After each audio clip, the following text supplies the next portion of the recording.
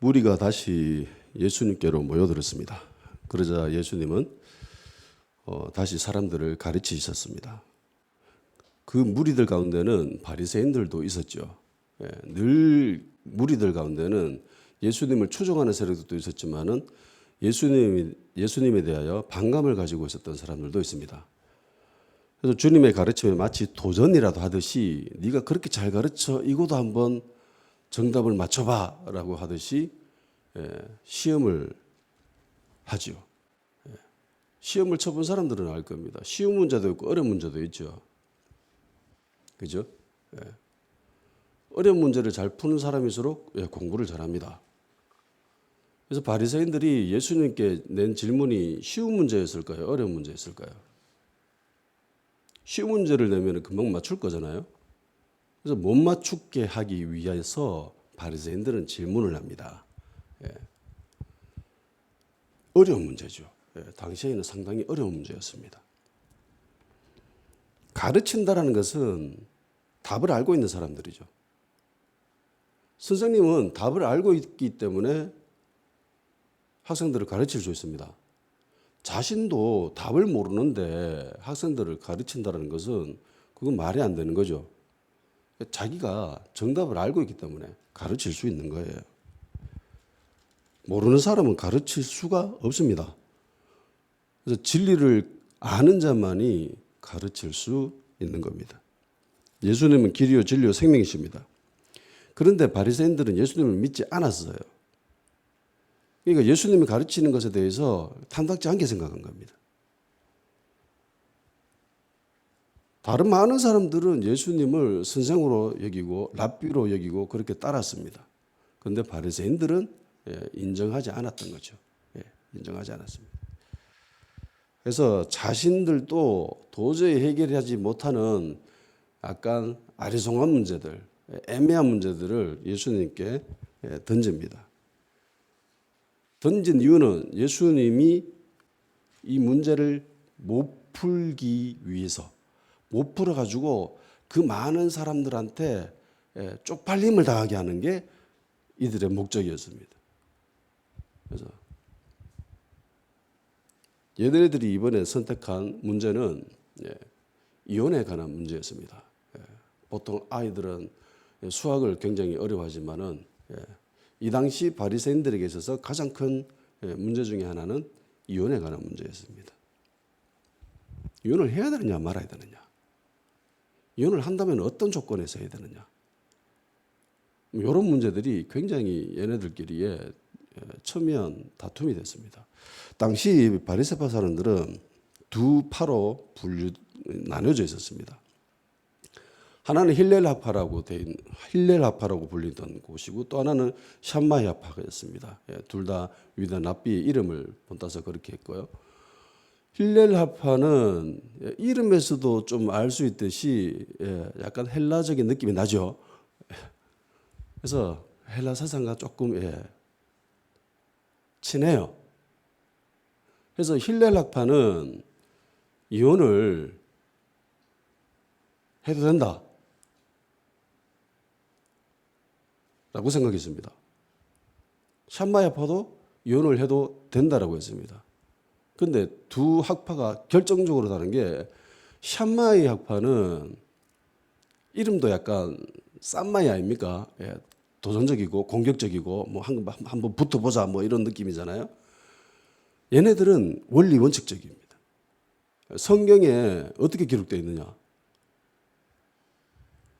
그러니까 간음하지 않는 한, 음란죄를 저지르지 않는 한 이혼할 수 없다.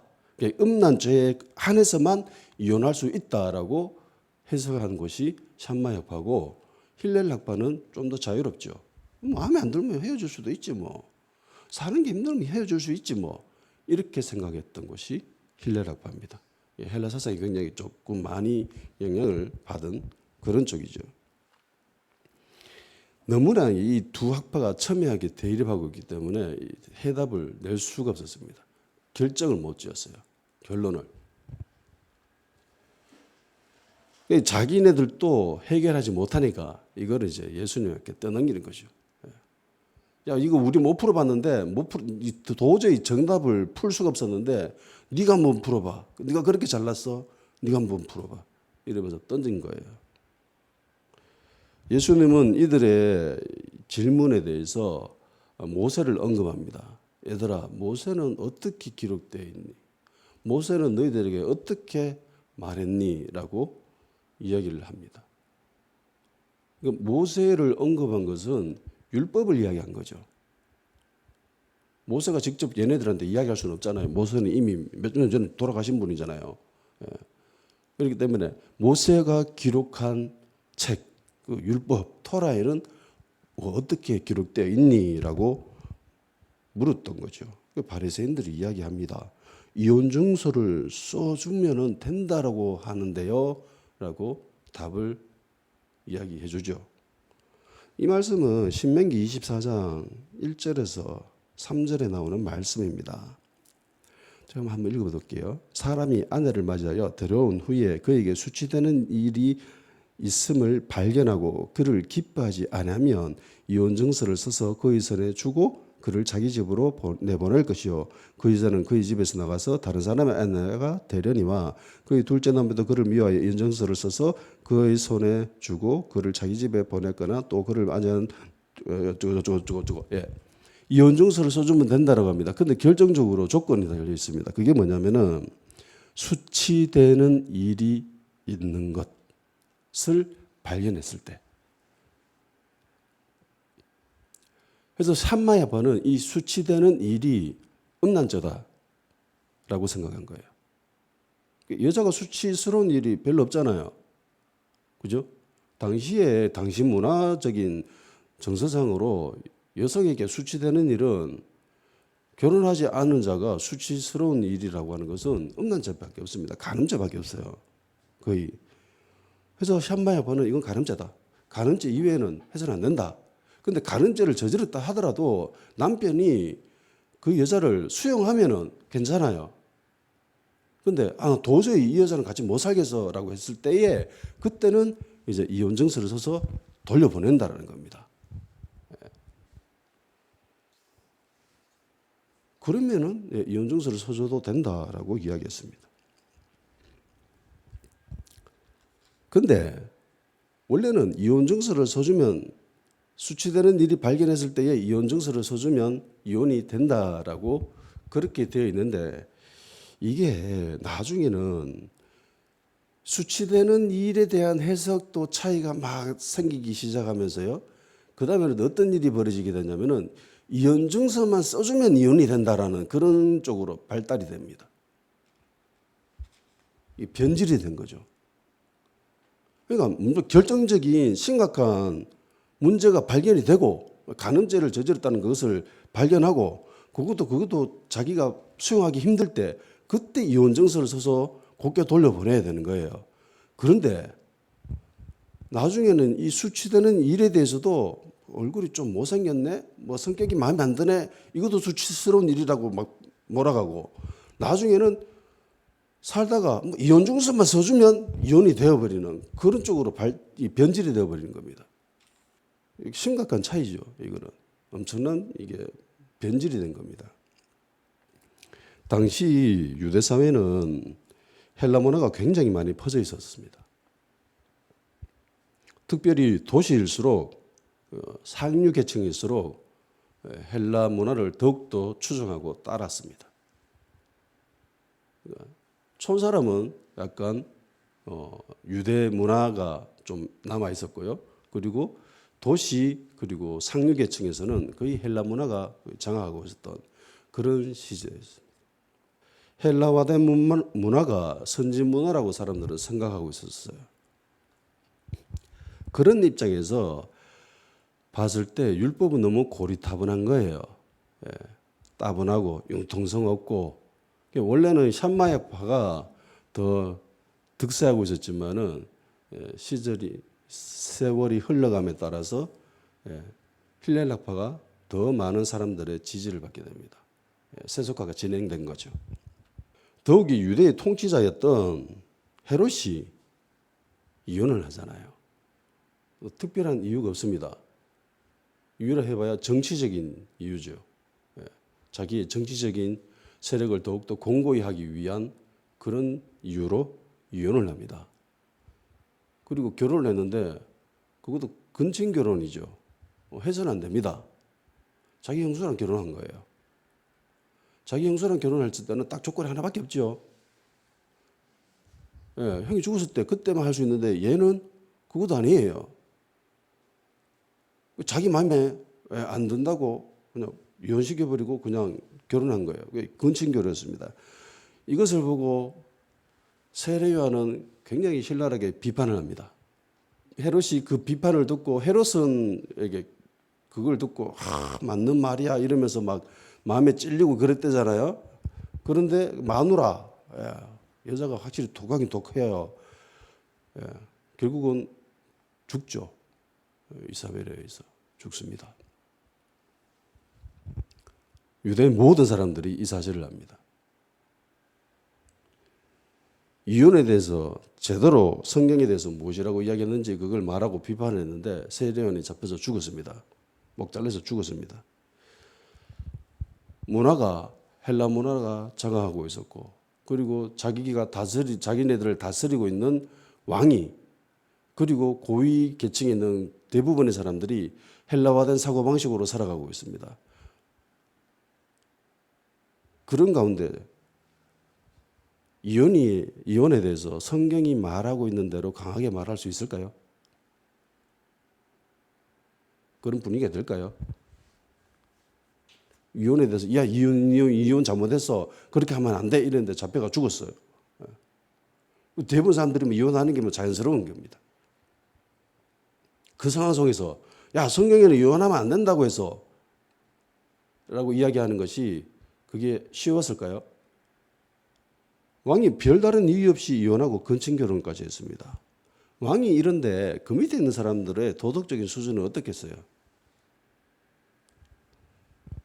예수님은 인간의 완악함으로 모세가 그렇게 기록한 것뿐이지 원래는 그렇게 해서는 안 된다라고 이야기하죠. 인간이 너무 고집스럽고 완고해서 그래서 그런 조건부 허락을 한 것이지 원래는 그 뜻이 아니야라고 한 거예요. 주님은 이혼 자체에 대해서 거부감을 보이십니다. 6절에서 9절까지 나오지요. 창조 때부터 사람을 남자와 여자로 지으셨으니 이러므로 사람이 그 부모를 떠나서 그 둘이 한 몸이 될지니라. 이러한 즉 이제 둘이 아니요 한 몸이니 그러므로 하나님이 짝지어 주신 것을 사람이 나누지 못할지니라 하시더라. 아멘. 아멘 하세요. 아멘. 네. 왕도 이혼하고 근친 결혼해서 잘 삽니다. 그리고 나라의 고위 계층에 있는 사람들도 뭐 이혼하는 게 뭐 어려운 일이 아니에요. 쉽사리 볼 수 있습니다. 뭐 그런 것도 잘 사네요. 별 문제 없이 잘 살아갑니다. 백성들의 신앙이 본이 되는 바리새인들조차도 뭐 이혼에 대해서 뭐 해도 된다. 뭐 이혼 증서만 써주면 된다. 뭐 이러면서 그렇게 허용하는 그런 분위기입니다. 뭐 샤마이는 좀 강하게 이야기하지만은 뭐 백성들한테 큰 인기는 얻지 못하고 있는 실정입니다. 대부분의 사람들이 이혼하는데 별 어려움을 겪지 않습니다. 이런 가운데 이혼 자체를 부정하는 그런 이 하나님의 말씀이 그들이 쉽사리 받아들일 수 있을까요? 그런데 예수님은 이혼을 하면 안 된다고 이야기하시죠. 이 말씀이 불편하게 들리는 사람들이 분명히 있었을 거예요. 나는 이혼했는데 내가 어릴 적만 해도 제가 10대 이때만 해도 이혼이라고 하는 것은 진짜 인생을 살아가는 데 있어서 삶을 살아가는 데 있어서 결정적인 결함이었습니다. 그래서 어떻게 해서든지 이혼만은 안 된다라고 하는 그런 분위기가 장악하고 있었어요. 사회 분위기가 그랬습니다. 이혼은 절대로 안 된다. 어떤 일이 있어도 이혼하면 안 된다. 이거 뭐 부부 당사자들도 그랬고 부모들도 그랬고 자식들도 그랬고 뭐 다 그랬었어요. 예. 그래서 정말 힘들게 사는 사람들을 많이 봤습니다. 진짜 알코올 중독자에 있는 사람들한테 맨날 두드려 맞고 뭐 그러면서도까지 끝까지 이혼 안 하시고 예, 자녀를 키우신 그런 어머니들이 당시의 어머니들은 정말 위대했습니다. 예. 그때 페미니즘이 진짜 제대로 된 페미니즘이 되는 거였는데 그렇게 힘들게 살았지만 이혼을 안 된다라고 하는 그런 원칙을 지키면서 살았거든요. 근데 언젠가부터 우리나라에서 이혼이라고 하는 말은 더 이상 특별한 말이 아니게 됐습니다. 너무나 자연스럽게 우리 주변에서도 쉽게 볼 수 있는 현상이 된 것이에요. 당시 이혼한다고 하면은 그 사람의 인성에 문제가 있거나 뭐 성격에 문제가 있는 그런 사람으로, 그러니까 사람 자체가 결함이 있는 사람으로 그렇게 낙인 찍어 버렸거든요. 근데 요즘은 그렇게 사람을 낙인 찍지만은 않습니다. 예. 이혼한 사람도 뭐 보통의 사람처럼 그렇게 바라보는 그런 인식은 좋아졌지요. 예. 그렇게 돼야 됩니다. 그런데 이혼에 대한 그런 개념, 이혼에 대한 생각에 있어서는 너무나 쉽게 접근하는 것 같아요. 너무나 많은 사람이 이혼합니다. 결혼식장 나와서 신혼여행 가가지고 이혼하는 사람들도 있고, 신혼이혼도 있고, 뭐 중년이혼도 있고, 황혼이혼도 있고, 뭐 졸혼이라는 말도 있잖아요. 예. 너무 많습니다, 주변에. 이혼하는 이유도 다양하죠. 예. 음란죄를, 간음죄를 저질러서 이혼하는 사람들도 있습니다. 그런데 대부분의 이혼하는 사유를 들어보면은 성격 차이라고 하죠. 성격 차이라고 합니다. 그 사람들이 둘이 서로 좋아가지고 결혼했을 때는 저 사람이 너무 마음에 든다라고 결혼했을 겁니다. 저 사람을 사랑합니다. 저 사람이 마음에 듭니다. 저 사람을 좋아합니다라고 하는 것은 그 사람의 외형뿐만이 아니라 그 사람의 내면까지도 포함한 말이죠. 그러니까 성격이 마음에 들어서 결혼한 거예요. 외모도 마음에 들고 성격도 마음에 들어서 결혼한 거예요. 그런데 살다 보니까 그 성격이 마음에 안 든대요. 이제 교회에서도 더 이상 이혼에 대해서는 함부로 이야기하지 못합니다. 대형 교회에서 이혼에 대해서 설교하는 거 본 적이 있을까요? 있습니까? 대형 교회는 이혼에 대해서 잘 이야기 안 합니다. 왜냐하면 교회 안에 이혼한 커플들이 정말 많거든요. 그래서 이혼에 대해서 이야기를 잘 안 합니다. 상처받을까 봐. 교회 안에서 이혼한 사람들이 너무 많기 때문에 이혼에 대해서 잘못 말하게 되면은 교회에서 상처받았다, 우리 목사님 때문에 상처받았다 이러면서 교회를 떠나거든요. 그러면 안 되니까 이야기를 안 합니다. 예. 교회도 더 이상 성경이 말하고 있는 그대로는 이야기하지 않습니다. 포장하죠. 예, 뭔가를 덧붙입니다. 미화합니다. 당신이 이혼할 수밖에 없는 그런 것에 대해서 우리가 설명을 해주면서 그럴 수도 있지요 라고 그렇게 위로해 주죠. 교회는 그렇지, 역시 교회는 위로받는 곳이야 이러면서 앉아가지고 위로받고, 그건 내가 결혼해서 이혼했지만은 이혼은 잘한 거야 라고 스스로 위안을 삼고 그렇게 살아갑니다. 근데 그게 옳은가요? 심지어 저는 이혼에 대해서 고민하는 교육자도 봤거든요. 이혼하래요. 깜짝 놀랐어 나는. 그래 힘들게 살면 이혼하세요. 그래 살아가 맙니까? 이러면서 막 이혼하라고 하는 거예요. 속으로 약간 충격받았습니다. 성경에는 이혼하지 말라고 했는데. 사는 게 힘들면 이혼하라고 합니다. 세상도 그렇게 이야기하고 부모도 그렇게 이야기하고 자녀들도 그렇게 이야기하고 주변의 친구들도 그렇게 이야기하고 세상 물론이거니와 심지어 교회 안에서까지 그렇게 이야기합니다. 그런데 성경은 이혼에 대해서 뭐라고 이야기하고 있을까요? 고린도전서를 한번 봅시다. 고린도전서 7장 10절에서 16절까지 한번 읽어봅시다. 10절에서 16절까지 시작. 결혼한 자들에게 내가 명하노니 명하는 자는 내가 아니요 주시라. 여자는 그 남편에게서 갈라서지 말고 만일 갈라섰으면 그대로 지내든지 다시 그 남편과 화합하든지 하라. 남편도 아내를 버리지 말라.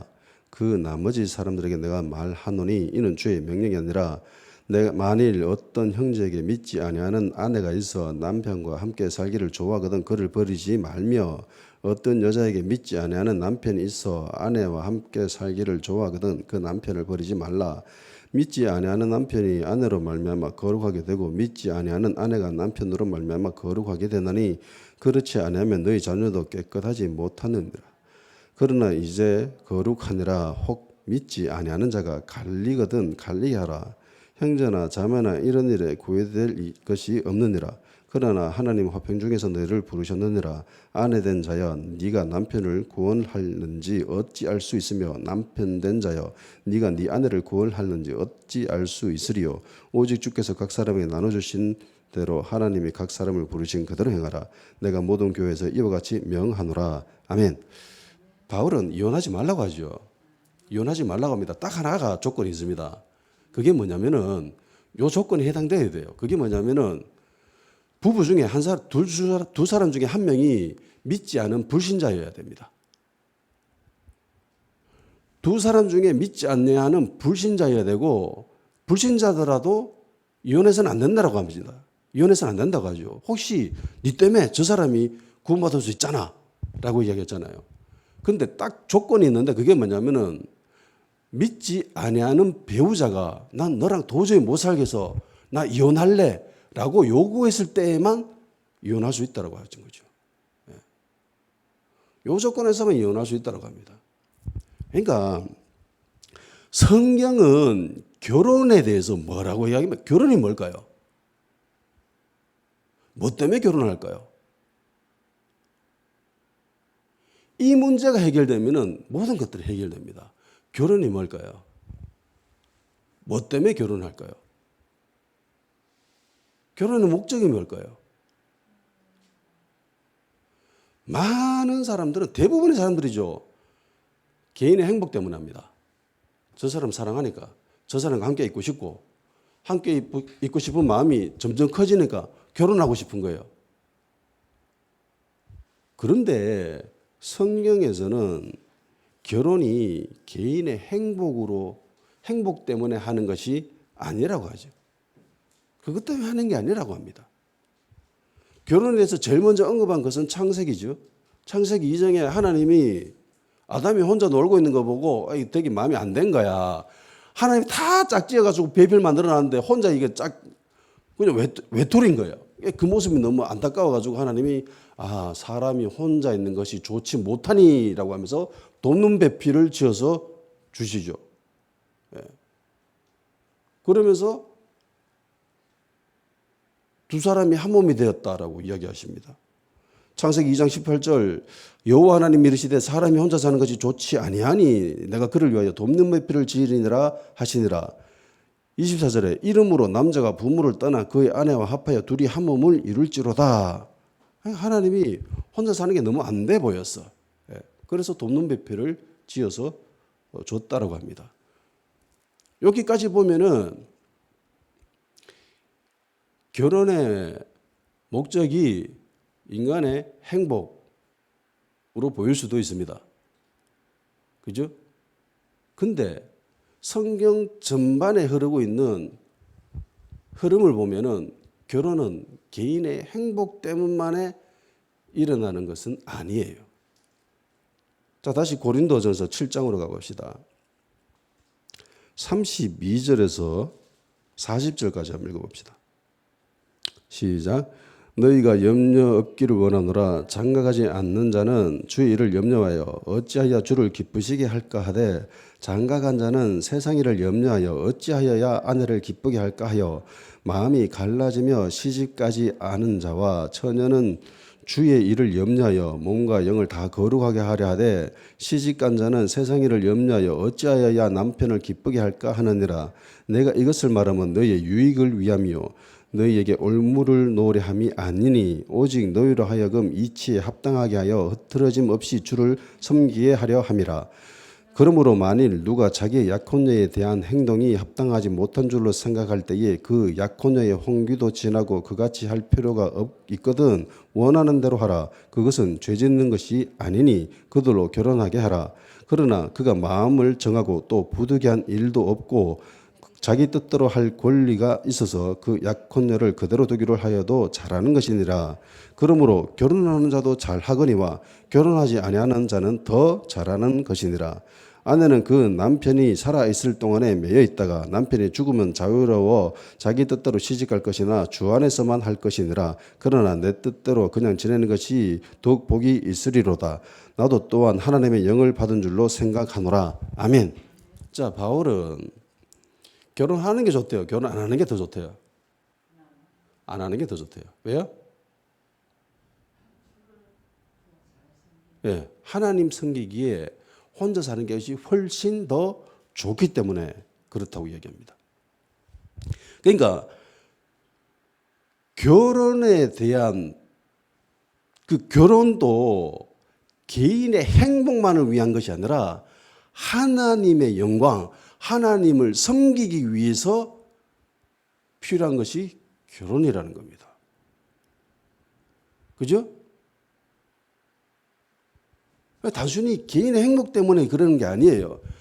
교회 안에서 세상에서 주변 사람들이 똑같이 야 그래 살기 힘들거든 이혼해버려 라고 하는 것은 하나님의 영광 때문입니까? 하나님을 잘 섬기기 위해서입니까? 아니면은 지가 행복하게 살기 위해서입니까? 자기 행복이죠. 자기 행복입니다. 그러니까 교회가 존재하는 목적도 똑같은 거예요. 교회가 존재하는 목적이 성도의 유익을 위해서입니까? 아니면 하나님의 영광을 위해서입니까? 이 부분이 헷갈려하는 거예요. 사람들이. 교회에서 이 부분에 대해서 제대로 사람들을 티칭하지 않습니다. 무엇이 더 중요한지, 무엇 때문에 존재하는지 여기에 대해서는 언급하지 않아요. 왜냐하면 사람들이 별로 안 좋아하거든. 안 그렇겠어요? 나 저 사람과 같이 사는 게 너무 힘들어 죽겠는데 꼬라지도 보기 싫고 말하는 것도 싫고 입냄새도 싫고 하나부터 열까지 다 싫은데 이혼하면 참 좋겠는데. 근데 성경에서는 이혼하지 말래. 교회 갔는데 이혼하지 말래. 그러면 뜨끔하잖아요. 찔리잖아. 자기 행동을 고쳐야 되거든. 그거 싫거든. 그런데 교회 갔는데 괜찮대. 허용해야 된대. 그래 살기 힘들면 갈라서 해야지요. 그렇게 아름답게 이야기해줘. 얼마나 위로가 받습니까? 아, 위로된다. 우리 목사님 너무 좋은 목사님인 것 같아. 그게 이 시대의 풍조예요, 지금. 교회에 흐르고 있는. 교회는 하나님 말씀은 사람이 좋아하든 싫어하든 하나님 말씀 그대로 전해야 됩니다. 아멘? 사람들이 위로받든 상처받든 그거는 목사가 신경 쓸 부분이 아니에요. 목사가 신경 써야 될 것은 내가 지금 하나님의 말씀을 온전히 전하고 있는가 아니한가 거기에 대해서만 신경을 써야 되는 겁니다. 힐렐 라파는 아마 사람들에게 비유를 맞췄을 거예요. 사람들이 무엇을 좋아하는가 거기에 발달이 되어 있었을 겁니다. 사람들이 그게 좋아해 주니까 점점 인기를 얻고 고린도서 10장 31절에 바울이 이렇게 얘기합니다. 너희가 먹든지 마시든지 무엇을 하든지 다 하나님의 영광을 위하여 하라. 아멘.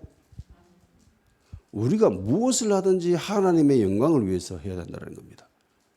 길거리 청소를 한다 하더라도 하나님의 영광을 위해서 해야 된대요. 그런 마인드면은, 그런 생각이면은, 그런 마음가짐이면은 무슨 일을 해도 돼요.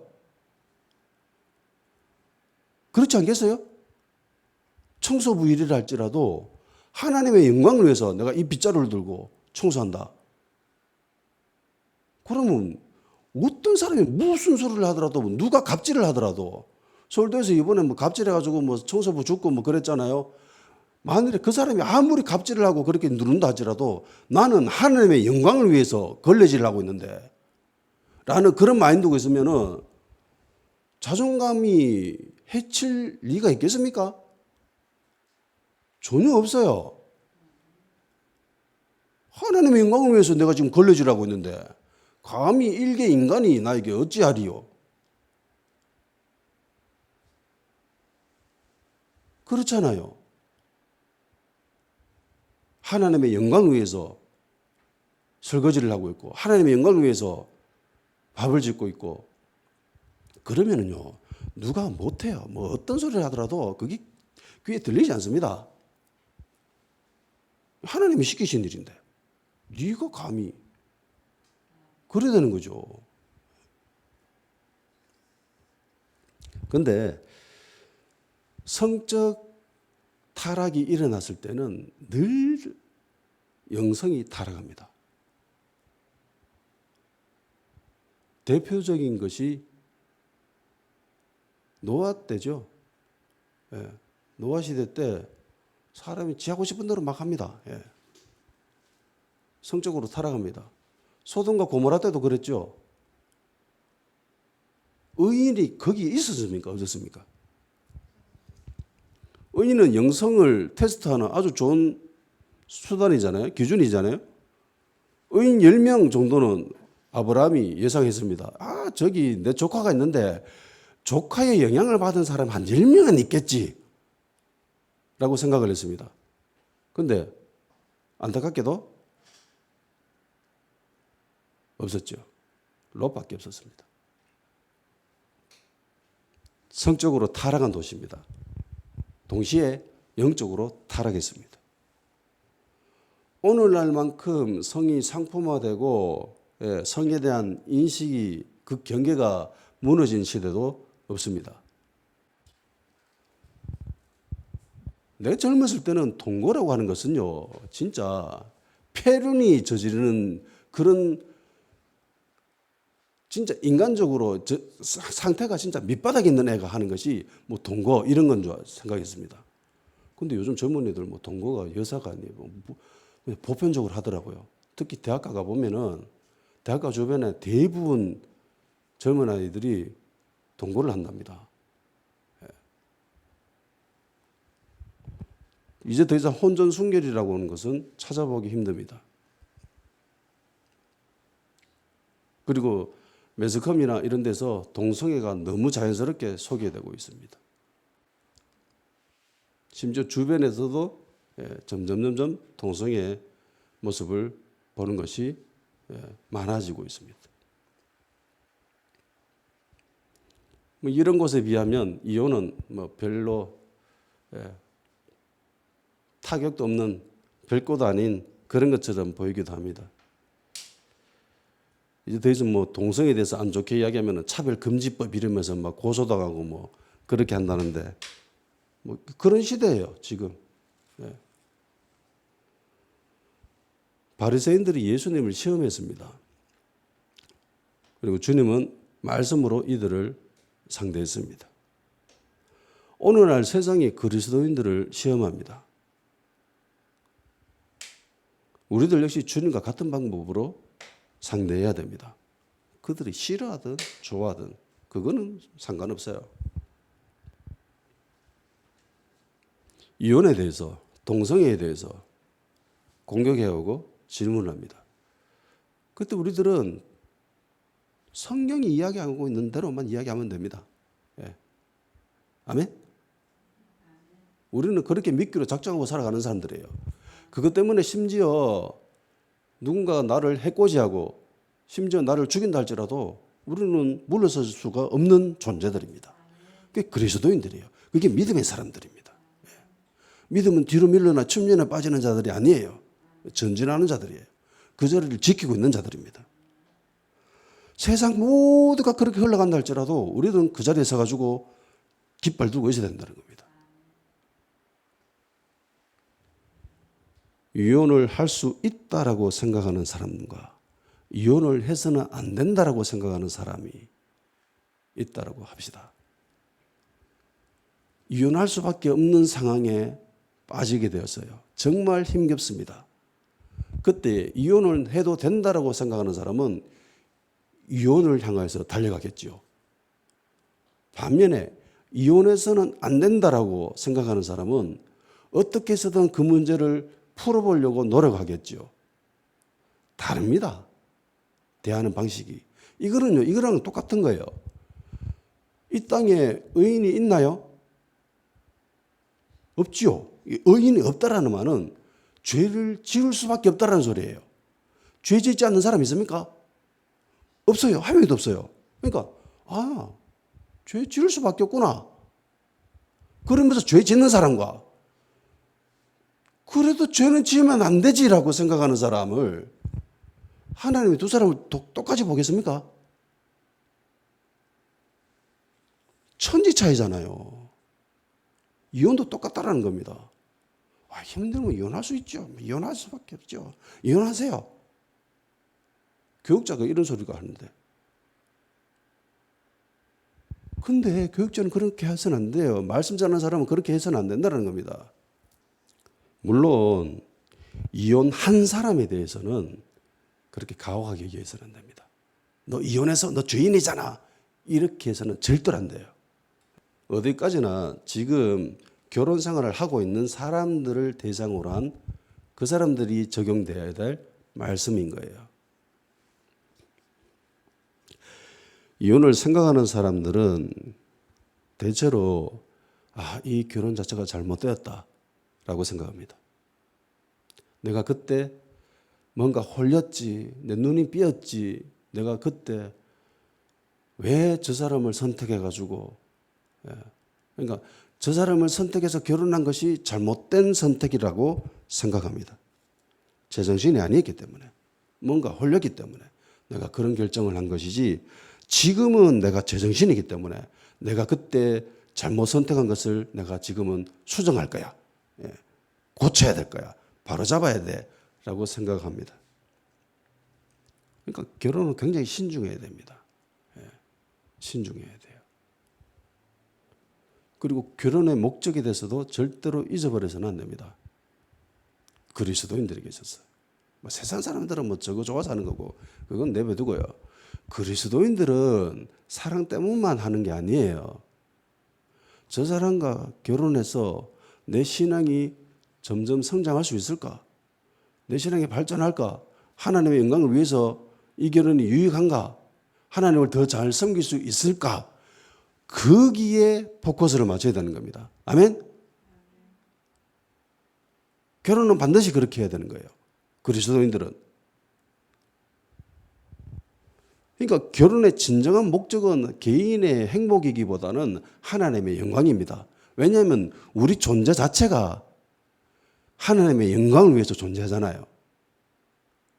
내 개인의 행복이 아닙니다. 내 개인의 유익이 아니에요. 내 개인의 행복이면은 내가 순교당할 이유가 있습니까? 내가 핍박당할 이유가 있습니까? 핍박당하고 있으면 불행하잖아요. 순교당하는 건 내가 죽는 건 불행하잖아요. 그러면 예수님을 떠나야 되거든. 주님을 버려야 되거든. 그러니까 행복이 아니라는 겁니다.